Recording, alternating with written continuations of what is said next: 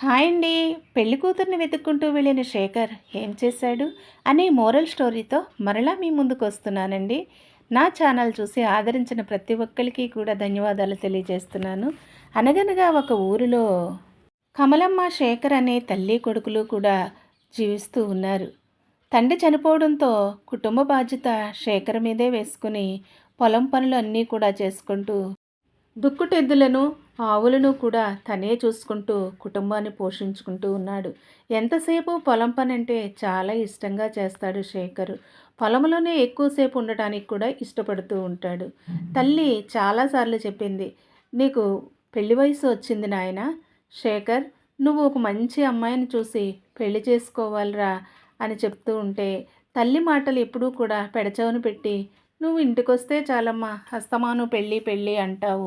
నా పెళ్ళికి ఏం తొందర ఉంది, చూద్దార్లే" అని చెప్తూ ఉంటాడు శేఖరు.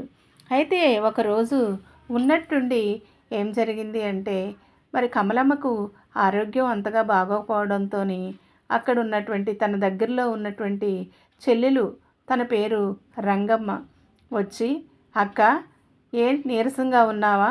నీకు ఆరోగ్యం బాగోలేదా? అందుకే చెప్తున్నాను నేను, నీ కొడుకు పెళ్లి చేస్తే కొంచెం నీ కోడలు నీకు తోడుగా ఉంటుంది కదా. ఇదిగో చూడు, నా కొడుక్కి పెళ్లి చేశాను. నా కోడలు ఏ పని చేయనోదు, అన్నీ తనే చూసుకుంటాను" అంటుంది. వాళ్ళు చక్కగా చక్కబెట్టుకుంటూ వాళ్ళిద్దరూ సంతోషంగా ఉంటే నాకు అంతకంటే ఏం కావాలి చెప్పు.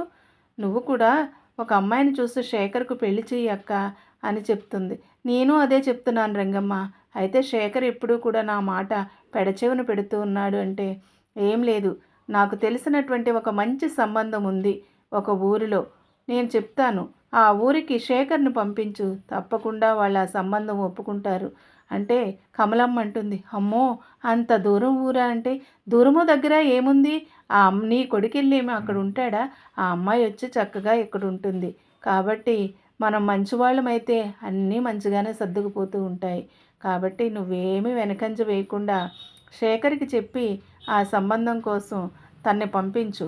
నచ్చితే కనుక అన్ని విషయాలు మాట్లాడుకోవచ్చు మనము" అని చెప్తుంది. "సరే, నువ్వు అన్నట్టే చెప్తాను. ఎలాగైనా సరే ఈరోజు శేఖర్ని ఒప్పించాలి" అని చెప్పి, శేఖర్ పొలం నుంచి రాగానే, "శేఖర్, నువ్వు పెళ్లి చేసుకోవాలి నాయనా. ఎందుకంటే నేను ఎంతకాలం ఉంటాను? నా ఆరోగ్యం కూడా అంతంత మాత్రమే. నేను పెద్దదాన్ని అయిపోతూ ఉన్నాను. ఇంటి బాధ్యతలు, నీకు వండి పెట్టడము, నీ మంచి చెడ్డలు చూసుకోవడానికి నీకంటూ ఒక తోడు కావాలి కదా నాయనా" అని చాలాసేపు ప్రోత్సహించి చెప్తుంది. "సరేనమ్మా, నువ్వన్నట్టే చేస్తానులే. ఇంక నన్ను వదిలిపెట్టేలా లేవు" అని పొలం వెళ్ళిపోతాడు. "అలా కాదు నాయనా, నువ్వు 2 రోజుల్లోనే ఆ ఊరు వెళ్ళాలి. వెళ్ళే దారిలో నా తమ్ముడు ఉంటాడు. ఆ ఊరు నుంచి నా తమ్ముడు కూడా పెట్టుకొని తీసుకువెళ్ళు నీ మేనమామని" అని చెప్తాడు. "సరేనమ్మా" అని చెప్తాడు శేఖర్. ఇలా 2 రోజులు గడిచిపోయిన తర్వాత తల్లి తొందర చేస్తూ మరి దారిలో తినడానికి, తాగడానికి మంచినీరు, ఆహార పదార్థాలు కూడా మూట కట్టి శేఖర్కి ఇస్తుంది.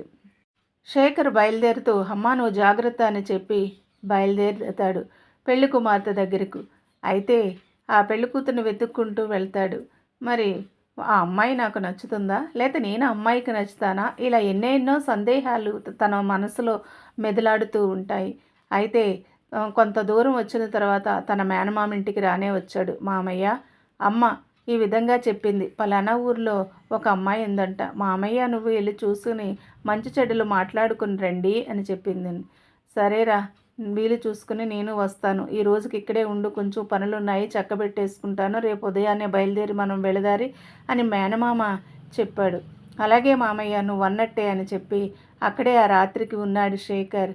ఉదయాన్నే లేచి మరి మేనమామ, మేనల్లుడు కలిసి బయలుదేరారు. అయితే కాలు నడకను వెళ్ళాలి. అక్కడ ఏమీ కూడా వాహనాలు ఉండవు. 10 మైళ్ళ దూరం పైనే నడవాలి. అయితే నడుస్తూ ఉన్నారు. వారి దగ్గర ఉన్నటువంటి ఆహార పదార్థాలు అయిపోయినాయి. తాగడానికి నీరు కూడా అయిపోయింది. అంతలో చాలా దూరము వెళ్ళిన తర్వాత ఇద్దరు మహిళలు మరి బిందెలు ఎత్తుకొని వాటర్ మోసుకుంటూ వస్తూ ఉన్నారు. వాళ్ళు అనుకుంటూ ఉన్నారు, ఈ యొక్క బాధ మనకి ఎప్పుడు తప్పుతుందో. మగవాళ్ళేమో పొద్దుట పోయి సాయంత్రం వరకు కష్టపడితేనే కానీ మన కుటుంబం గడవట్లేదు. మనం వెళ్ళి 10 మైళ్ళ దూరం నడిచి వెళ్ళి ఒక బిందె నీళ్ళు తెచ్చుకోవాలంటే ఎంతో కష్టంగా ఉంటుంది అని చెప్పి అనుకుంటూ వస్తున్నారు. అదైనా ఊరుకునే కాదు, చాలా ఖరీదెట్టు కొనాలి, ఒక్కొక్క బింది కూడా 3 వరహాలు పెట్టి కొనాలి అని బాధపడుతూ వస్తూ ఉంటారు. అంతలో ఆ మహిళలు కనిపించగానే శేఖర్ అంటాడు, అమ్మా, మేము చాలా దూరం నుంచి వస్తున్నాము, మేము తీసుకొచ్చినటువంటి మంచినీళ్ళు అయిపోయినాయి, కాబట్టి కొంచెం మంచినీళ్ళు వేస్తారా అని అడిగితే అందులో ఒక మహిళ అంటుంది, ఏదైతే అడగకూడదు అనుకున్నామో అదే అడుగుతున్నారు. మంచినీళ్ళు చాలా కష్టంగా ఉంటుంది, ఇక్కడ మంచినీరు దొరకదయ్యా, మేము 10 మైళ్ళు దూరం వెళ్ళి తెచ్చుకుంటూ ఉన్నాము, ఇది కూడా ఒక్క బిందె వచ్చి 3 వరహాలు అనంటే, ఏంటి మంచినీళ్ళు కొనుక్కుంటారా మీ ఊర్లోనూ?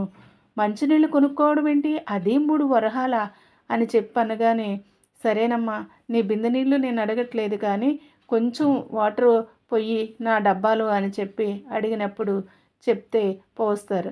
పోసిన తర్వాత మంచినీళ్ళు మీకు ఇంకా కావాలి అంటే ఒక 5 మైళ్ళు దూరం వెళ్ళిన తర్వాత బంగారయ్య అనేటటువంటి ఒక షావుకారు ఉంటాడు.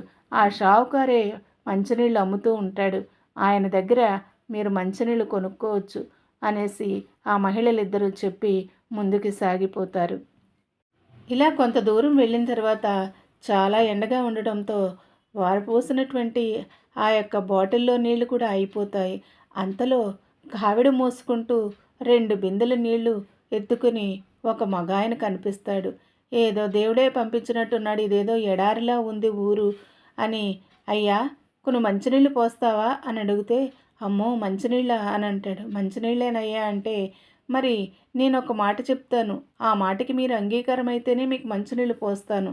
ఆ బాటిల్ నిండా నీళ్లు పోయాలంటే 1000 వరహాలు, నీకు అవసరమైతే నేను ఇక్కడ ఆగి పోస్తాను అని చెప్పినప్పుడు సరే అంటాడు.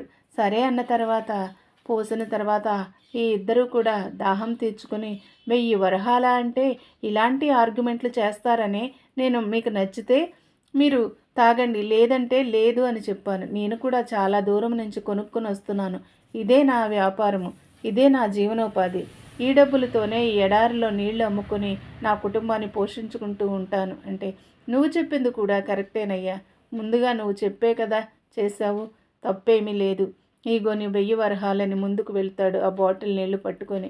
వెళుతుంటే అయితే ఒక చెట్టు కింద ఒక పెద్ద ఆయన దాహం దాహం దాహం అని చాలా సొమ్మసిల్లిపోయి పడిపోయి ఉంటాడు. అయితే వెంటనే వెళ్ళి పెద్దాయన లెగు, ఏంటి కొన్ని మంచినీళ్ళు తాగు అని అంటే, అప్పుడు వెంటనే ఇంకొక యవనస్తులు ఇద్దరు వచ్చి, అయ్యా మీరెవరో ఊరికి కొత్తలాగున్నారు, ఎవరినైతే ఈ ఊరు బహిష్కరించిందో, ఎవరినైతే ఈ ఊరు వెలివేసిందో వారికే మీరు మంచినీళ్ళు పోస్తున్నారు అని అన్నది. ఏంటి బహిష్కరించిందా, మంచినీళ్ళు పోయకూడదా, ఎందుకని అని అంటే, ఆ విషయం ఏదో నాకు తెలియజేస్తారా అని శేఖర్ అడుగుతాడు. అడిగినప్పుడు తప్పకుండా తెలియజేస్తాను, ఈ యొక్క పెద్ద ఆయన మంచి సైంటిస్టు, అయితే ఎక్కడ మంచినీళ్ళు పడతాయి ఎక్కడ మంచినీళ్ళు పడవు అనేటటువంటి ప్లేస్ ఆయనకి తెలుసు. అయితే ఊరు వాళ్ళందరినీ తీసుకువెళ్ళి ఈ ఊర్లో మంచినీళ్ళకి చాలా ఇబ్బంది అయిపోతుందని వెంటనే ఏం చేశాడంటే, నేను చెప్పిన ప్లేస్లో కనుక మీరు బావి తవ్వితే ఖచ్చితంగా నీళ్లు పడతాయి అని చెప్పాడు. అయితే బంగారయ్య ఈయన మాటని డైవర్ట్ చేసి వారే సొంత పనివారిని పెట్టించి తన వ్యాపారం దెబ్బతింటుంది, తన దగ్గర మంచినీళ్ళు కొనుక్కోరని ఈ పెద్దాయన చెప్పినటువంటి ప్లేస్లో తవ్వించకుండా మరో ప్లేస్లో తవ్వించి, నీళ్లు పడని ప్లేస్లో తవ్వించి, ఈవిడ పిచ్చోడు, మేము ఎంతకాలంగానో ఈ ఊర్లో ఉంటూ చాలా చోట్ల తవ్వి బావిలు నీళ్లు పడకే మేము ఇన్ని ఇబ్బందులు పడుతూ ఉన్నామని చెప్పి ఊరు వారందరి చేత కూడా ఆయన్ని తిరస్కరిస్తాడు.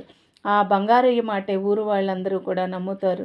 అప్పుడు వెంటనే ఈయనొక్క శేఖరు ఆలోచిస్తాడు, ఇది న్యాయమా అని చెప్పి ఆ బంగారయ్య ఎక్కడుంటాడో తెలియచేయమని చెప్పి అని అంటాడు.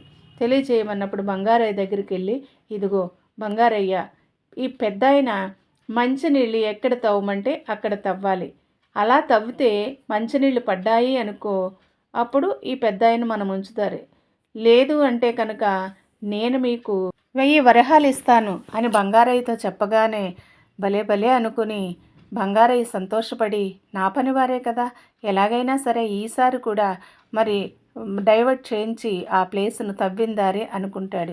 అయితే శేఖర్ చాలా తెలివిగా ఆ పెద్ద ఆయన ఎక్కడైతే ముద్ర వేశాడో అక్కడే తవ్వించాలి అని చెప్పి పట్టుపట్టి దగ్గరుండి తవ్వించి, ఆ తవ్వినటువంటి వారు బంగారయ్య పనివారు కాకుండా ఆ ఊరు వాళ్ళనే పెట్టి తవ్వించి ఎన్నో అడుగులు దూరం తవ్వాలి అని అంటే మరి 10-15 అడుగుల దూరంలోనే మంచినీళ్ళు వస్తాయని చెప్పిన ఆ పెద్దాయన మాట చొప్పున తవ్వగానే 10-15 అడుగుల దూరం తవ్వగానే వీటి మధ్యలోనే మరి మంచినీళ్ళు చక్కగా వస్తాయి. అక్కడ పెద్ద బావిని తవ్వించి శేఖరు తన సొంత డబ్బుతోనే మరి అక్కడ మంచినీళ్ళు అందరూ కూడా మరి వచ్చి తీసుకువెళ్ళొచ్చు అని ఆ ప్లేస్లోనే కాకుండా తను వచ్చిన పని మర్చిపోయి మరి ఆ ఊరికి మంచి చెయ్యాలని మరో ప్లేస్లో కూడా పెద్ద ఆయన తీసుకువెళ్ళి ఇంకెక్కడ మంచినీళ్ళు పడతాయో చెప్పు పెద్ద ఆయన అని చెప్పి ఒక బాటసారిగా ప్రయాణించినటువంటి శేఖరు ఆ ఊరికి ఎంతో మేలు చేశాడు.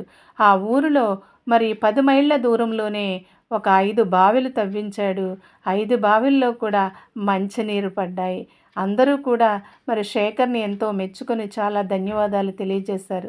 ఎందుకంటే ఆ పెద్దాయనలో ఉన్నటువంటి ఆ టాలెంట్ని ఎవ్వరూ గుర్తించలేదు. శేఖర్ మాత్రమే గుర్తించి ఆ పెద్దాయన్ని సన్మానం చేశాడు.